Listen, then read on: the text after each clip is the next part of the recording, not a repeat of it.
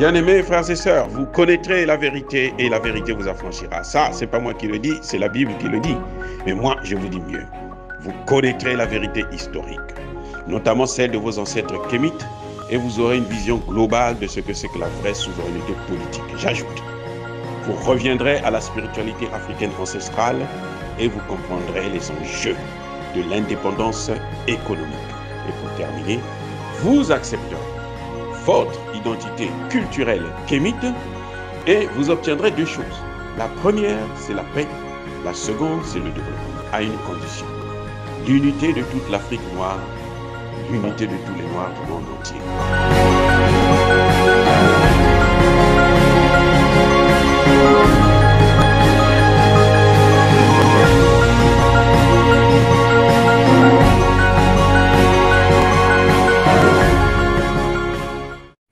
Otep à tous, bienvenue sur la chaîne des panafricanistes par essence, par conviction et par excellence. Celle des citoyens kémites par nécessité et obligation de combat. Nous sommes une chaîne qui n'est guidée que par nos ancêtres et rien que par les ancêtres qui appartiennent à l'égrégore du monde noir. Par conséquent, nous ne croyons en aucun Dieu venu de l'étranger. Toutefois, cette vidéo n'est aucunement destinée à inciter à la haine ou à la violence, car nous menons un combat qui est d'abord et avant tout spirituel, intellectuel et démocratique. Ensuite, il est politique, géopolitique et géostratégique contre l'impérialisme, le colonialisme, le néocolonialisme et l'endocoloniat, qui sont tous qualifiés de crimes contre l'humanité. Nous menons ce combat sur la base du principe fondamental que nous avons hérité de nos ancêtres kémites, qui est celui de la Mahat, c'est-à-dire solidarité, vérité et justice. Vous êtes donc en droit de connaître la vérité et nous avons l'obligation de vous dire la vérité, rien que la vérité, afin que justice soit rendue au continent africain. Et ça, c'est notre modeste contribution dans cette noble lutte en faveur de la souveraineté, la dignité, la solidarité et l'unité africaine. Ça, c'est ce que nous appelons le panafricanisme. Bien-aimés frères et sœurs, le président Poutine venait de faire une déclaration très compliquée, très complexe, que nous allons essayer de décortiquer. Le président Poutine a dit que nous allons vers une décennie ou des décennies qui vont être très, très dangereuses pour le monde. Je veux regarder ça dans un sens particulier, celui de la géopolitique aux conséquences géoéconomiques. Vous savez que depuis la chute de l'ex-URSS, le monde était unipolaire. C'était les États-Unis d'Amérique qui gouvernaient le monde entier, y compris l'Europe. Parce que l'Europe, la France notamment, est devenue son paillasson. Ce qu'elle fait en Afrique, les Américains font ça à elles-mêmes, elles subissent ça aussi de la part des Américains. Donc,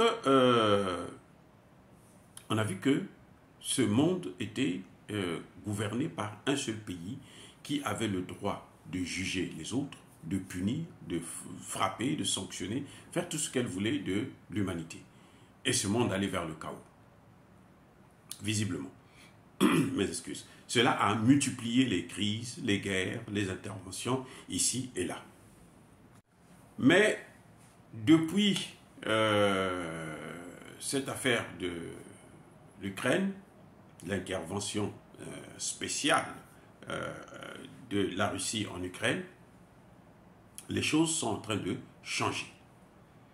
Donc, on voit maintenant les conséquences de cette situation géopolitique, de l'influence complète des États-Unis, l'abus, bien entendu, de cette influence où on veut occuper tout le territoire, y compris la Russie, avant d'atteindre la Chine, bien sûr, puisqu'ils le disent eux-mêmes que la Chine, c'est l'ennemi numéro 1 et la Russie, c'est l'ennemi immédiat. Mais on commence à voir qu'il y a des conséquences géoéconomiques qui sont la dédollarisation, la démondialisation et la désoccidentalisation. Eh oui, malheureusement, c'est ça, justement. C'est comme un effet boomerang. Parce que depuis que l'Ukraine est tombée dans cette crise face à la Russie, on a vu que les Européens, les Occidentaux, l'OTAN a pris toute une batterie de sanctions. Ces sanctions ont conduit, notamment le fait que les pays européens et les États-Unis ont bloqué les avoirs russes qu'ils avaient chez eux. Et là, la Russie a décidé, et on l'a même enlevé du système SWIFT, la Russie a décidé d'utiliser sa propre monnaie d'échange. C'est-à-dire, aujourd'hui, quand vous voulez acheter les produits russes, vous n'avez plus besoin du dollar, vous avez besoin du rouble, ou bien du yuan, ou bien de la monnaie indienne. Donc, et là, on voit que les Chinois font la même chose, les Indiens font la même chose, donc de plus en plus, le marché est en train de grandir. Il y a des pays comme l'Arabie Saoudite, l'Iran et autres qui échangent maintenant avec la Russie sans avoir besoin du dollar. Donc là, on est dans la dédollarisation complète. La démondialisation, nous voyons que de plus en plus, cette idée d'un monde unique, gouverné par une seule puissance, par les États-Unis et par l'OTAN, par voie de conséquence par l'Occident, les gens n'en veulent plus. Personne n'en veut. Tout le monde réclame maintenant sa souveraineté. On va vers un monde multipolaire. On a déjà deux grands blocs qui se dessinent, celui de l'OTAN d'un côté et celui du bloc de Shanghai.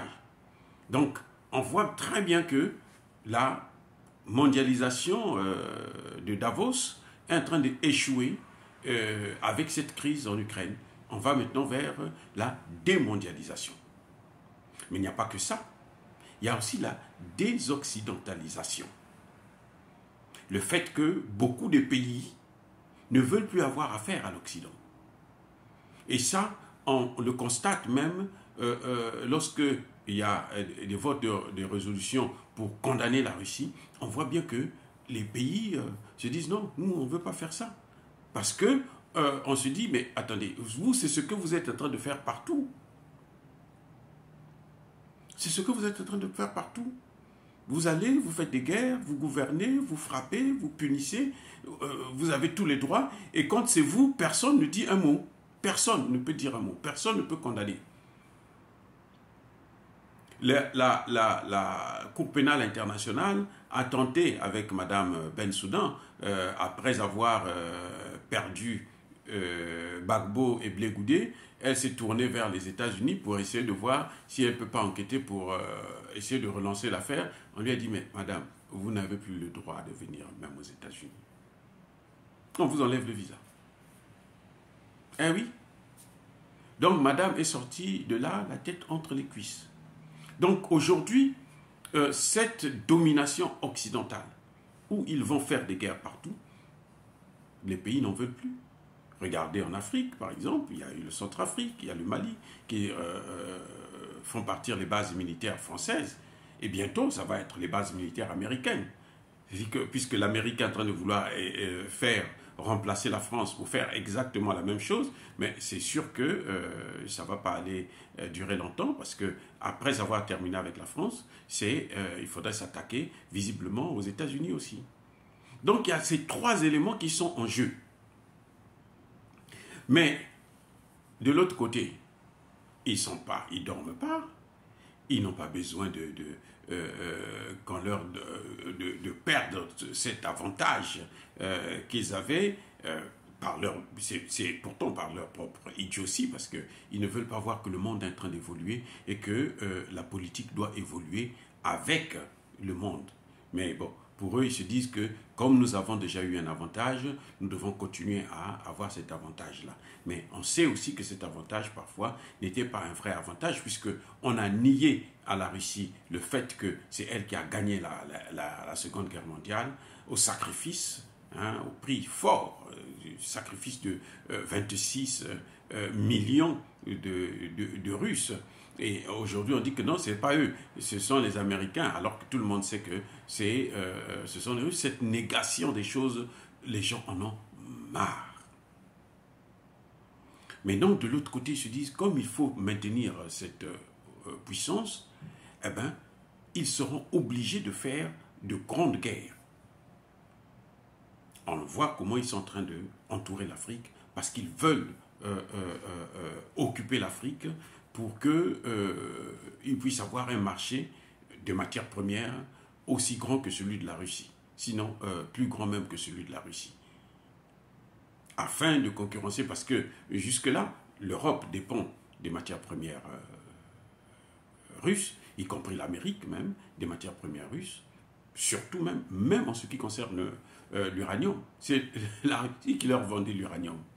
Donc, vous voyez, alors que c'est cet uranium qui leur permet de faire des armes nucléaires.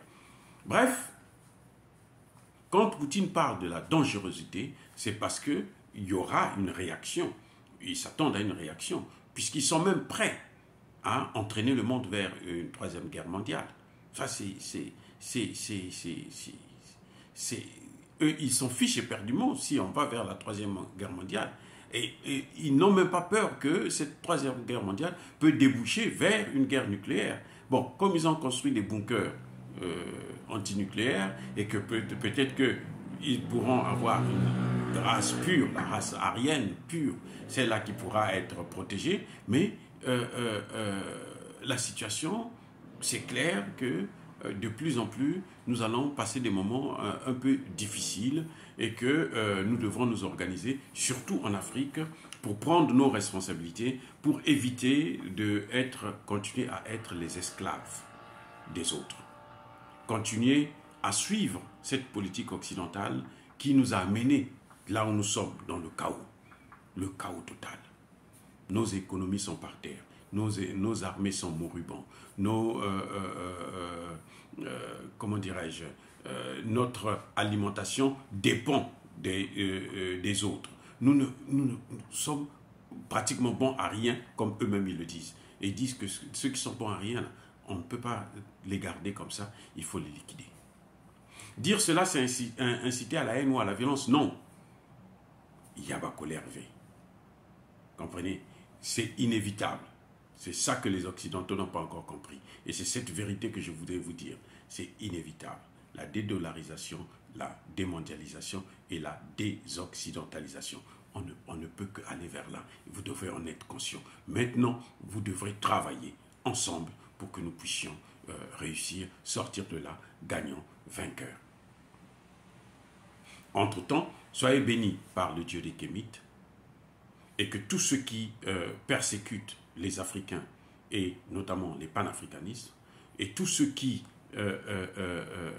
pillent et déstabilisent le continent africain puissent être punis, foudroyés, écrasés et maudits par le Dieu des Kémites et par nos ancêtres angélisés.